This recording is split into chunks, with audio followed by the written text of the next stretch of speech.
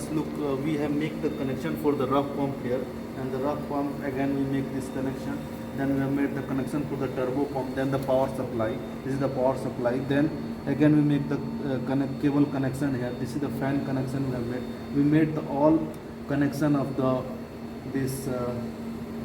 gauge connection. We have made that in the similar way. We have attached to the ICP here, and that's the second part of the video. So what I did that, like, I just touched the contractor to check that it is working and not for the short period of time. So system is getting turned on by using of this one, but I have checked the chiller, pump and all, everything is turning on. But we have reached to the vacuum pressure 10 to the power -5.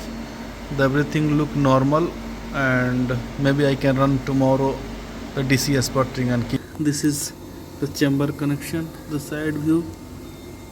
I can make the chamber connection. This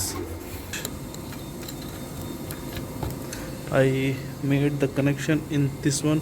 I open from here, and I make the connection inside also. I made the power supply connection. This connection has been done.